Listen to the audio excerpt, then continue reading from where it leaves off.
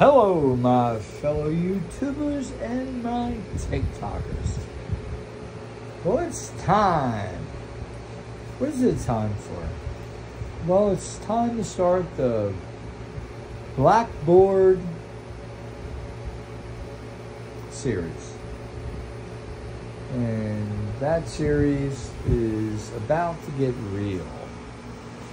So we are going to start off the series with a few tests, and one of them, the main start of the test, is going to be this combination of copper plates and aluminum plates with a number 52 neodymium 1-inch square magnet. This is going to be an experiment. We're going to be including this, if you want to guess where we're going. Car battery. It's my chapstick there, buddy. And two circuits, two Bedini circuits. And I'm using the back EMF to a light to recognize when the coils are on or off.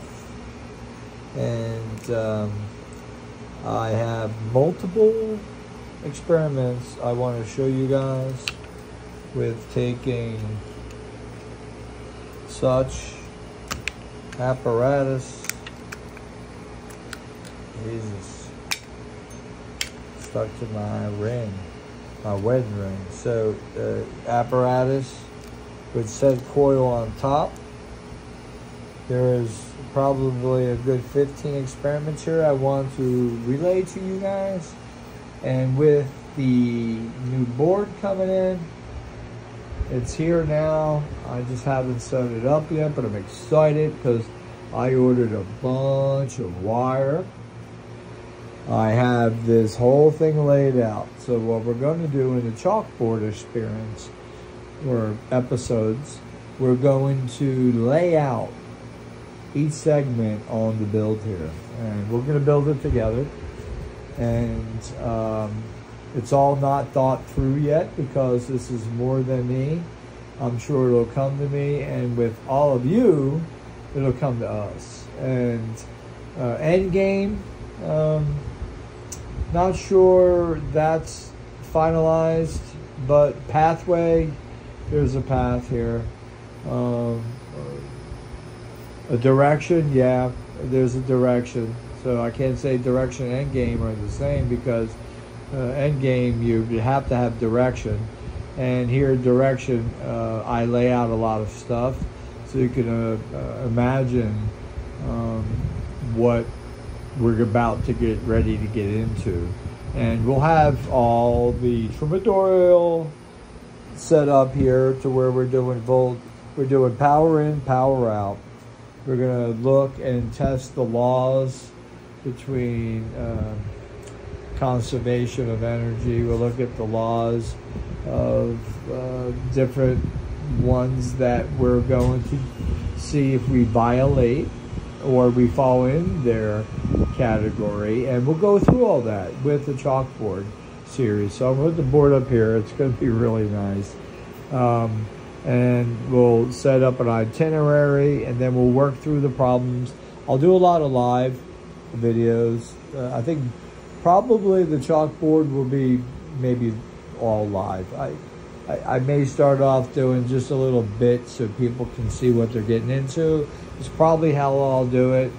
Then I'll figure out how to do live and actually make it feel good for me. Because listen, guys, I love you there, and I like the fact that somebody's paying a little damn about me.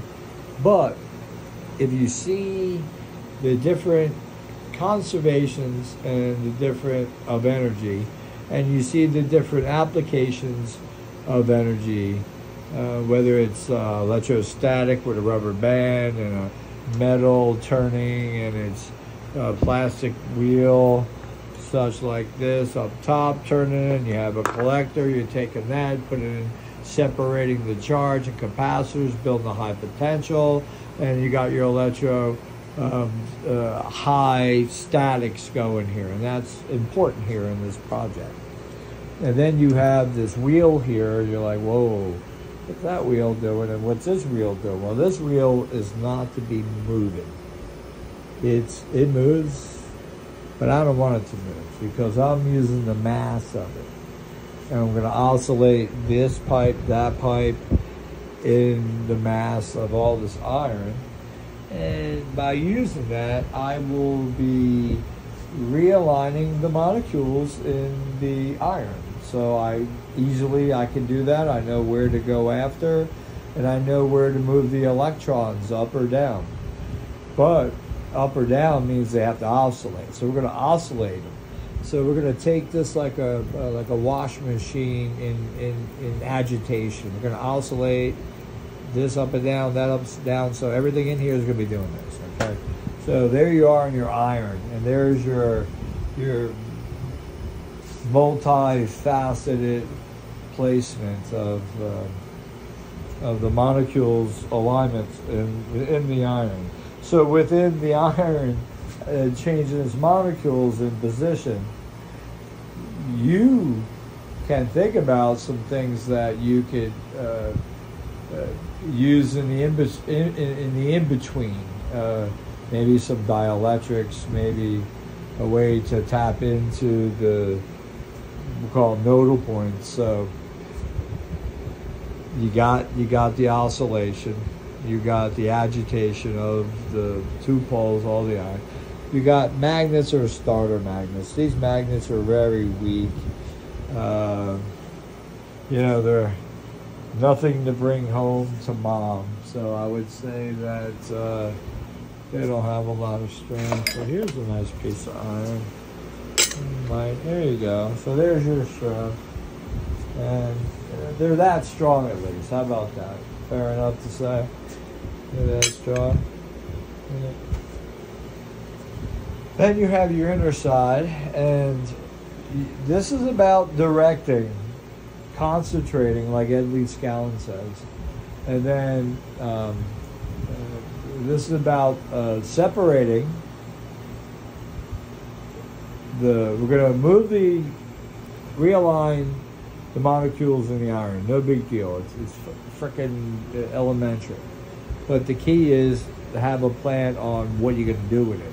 Well, we know it's attached to ground. I know I got 2 8-foot grounding rods that are just like this, or copper cladding with iron core steel, and they go in the ground.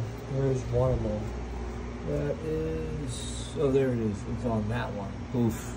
That's my third ground with a deeper iron.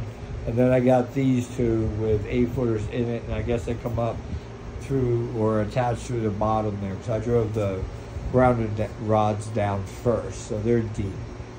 The idea here is we got earth, and this is the plug.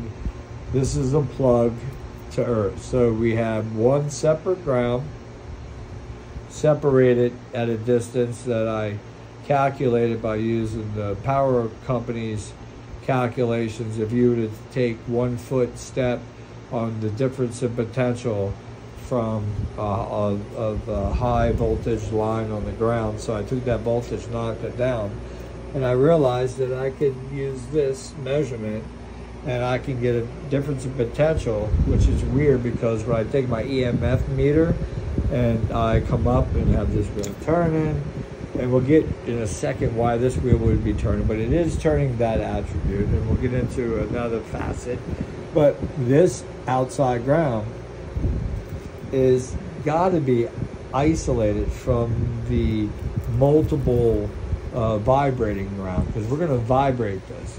Basically here, we're going to dangle in vibrations in the intermist of the molecular realignment, and we're going to be using the electrons that come from the ground through the material to be pulled up and down into the system.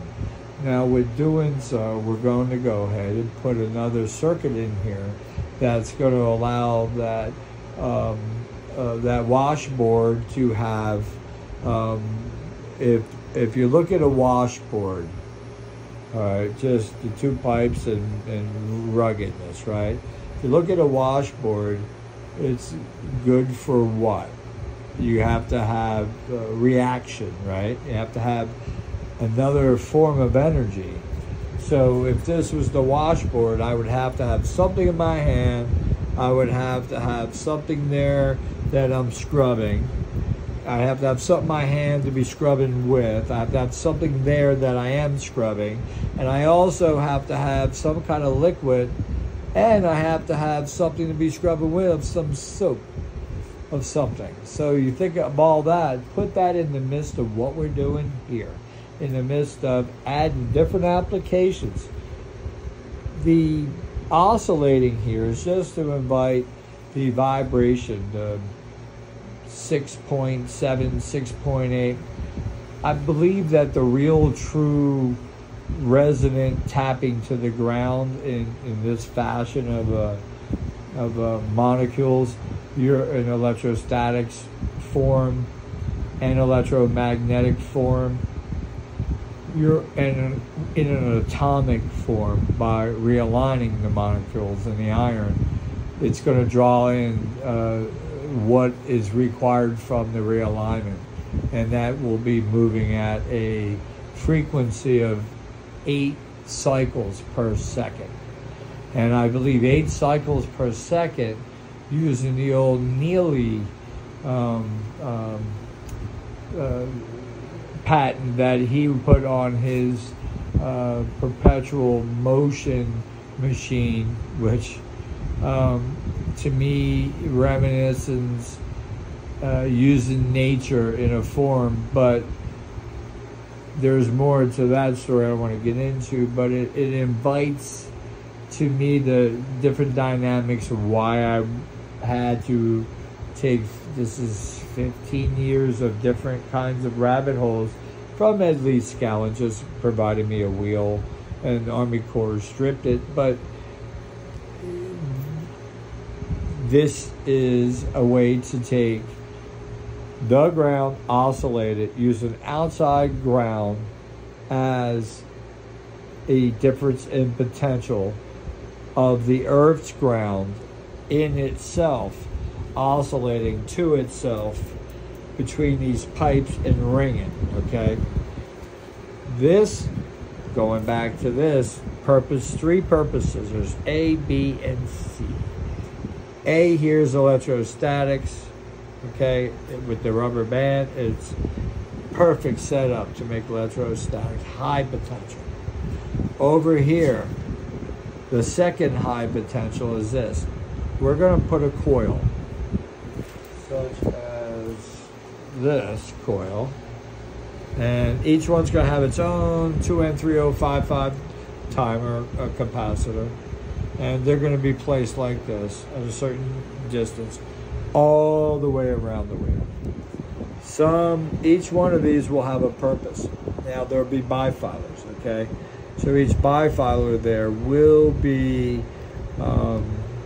maybe there might be more wires, which I think maybe we will do that, because something I just thought of talking to you guys, that's why I like doing live. Maybe this would be cool.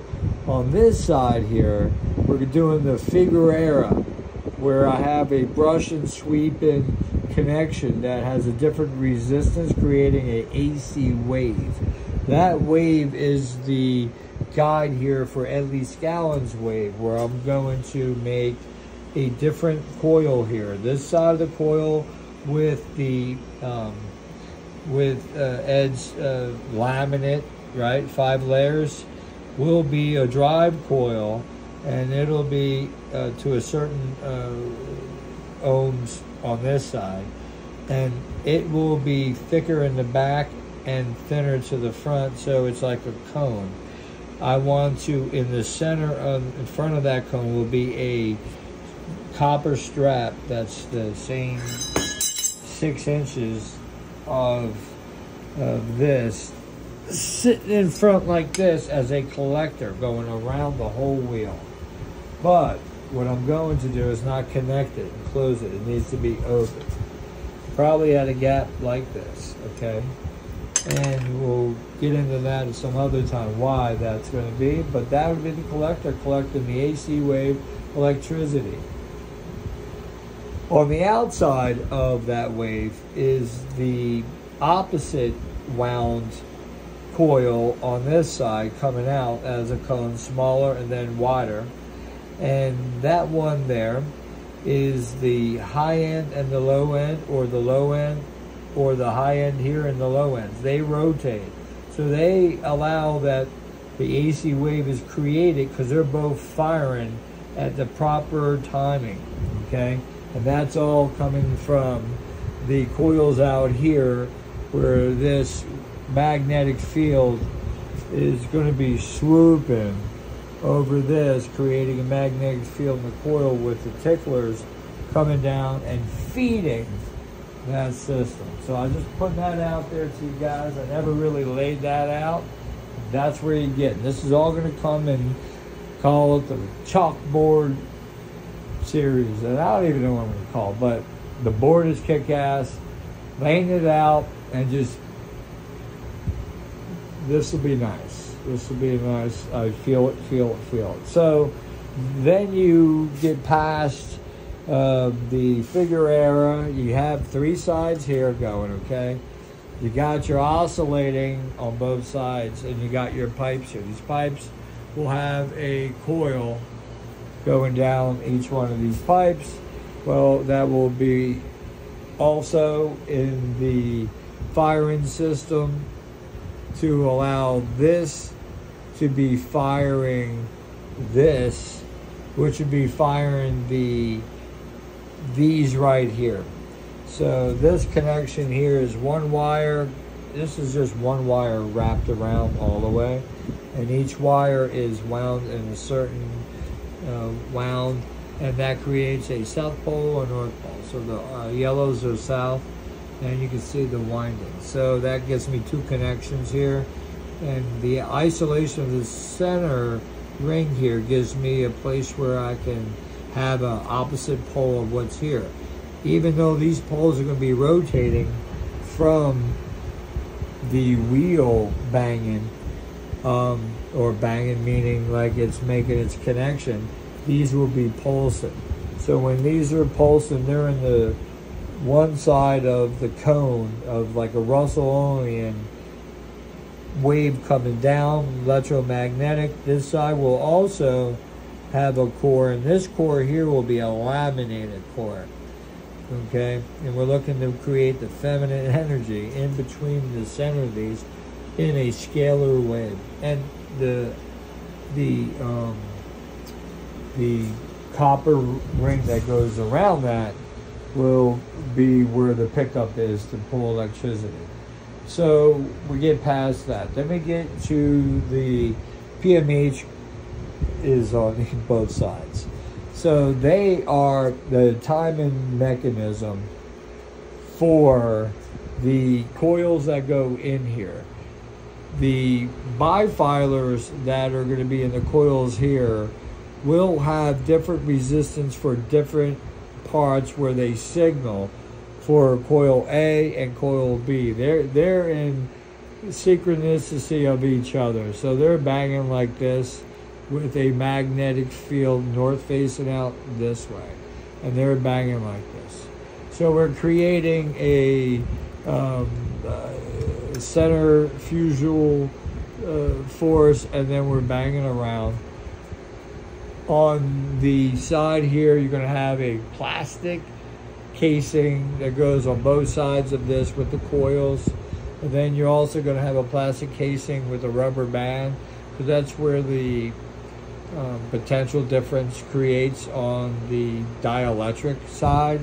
So that dielectric side there will allow us to have a whole different part of this whole taking the amount of mass in this iron and electrons in how many atoms are in here that's stored they said, you know, if you broke the energy down in one motor block, was what I heard back in the day, is that it would run a whole damn city. I don't know how long, but that's how many atoms. So we got a lot to play with, especially with the magnets. Move on past this. Let me see. So we got the figure error. We got the PMHs now. These guys will have coils in here that will be at 0.8 ohms, so they can handle 12 volts. And this 12 volts is going to be the tank circuit. These will be the inductors smashing at each other to create a scalar wave.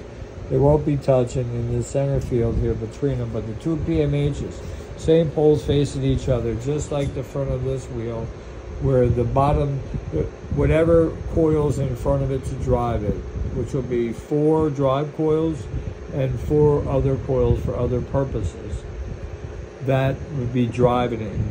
It's all about speed, so we'll see and test how many are drivers by doing one at a time. We'll probably maybe just start off with one, and then we'll be able to activate each one because they'll be in the casing. Yeah, so I see that, and I visualize that with the plastic and the copper coils. It's important to create the scalar wave, because just taking electromagnetics and playing and oscillating it is one thing that's cool, but it really gets better when you get a back feed and something like in sound systems that you don't like it, squish, squish, squash, turn it down. The microphone's too close to the amplifier. It's making things squeak. It don't sound comfortable. Nobody's happy with it. You can clear the room.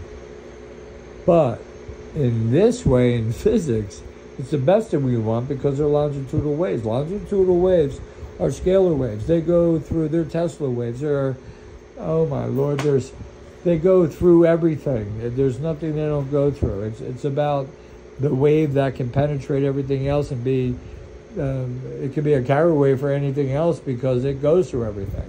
But we'll get into that later. So you have your banging back and forth, and that's allowing each pipe here to have a sound base on it banging and creating a strong magnetic field up here. Because we already know, if you look at some of my old tests where I'm hanging something off that up there and a rock, well, I'm using the PMH and a keeper bar. And the keeper bar is the rock, and the PMH is the energy going in, one of them.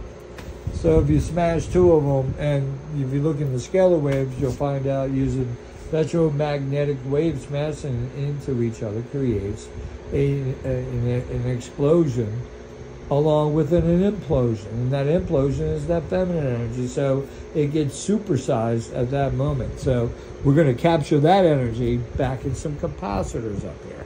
These capacitors up here are going to be split up, where we're going to be now separating the energy, because just on everything that is a action or a reaction, which would be the back EMF or the backside of the energy, instead of it being used or lost in waste or heat waste, or we're going to put it back into the system, because energy can't be taken out without putting in. It's equal.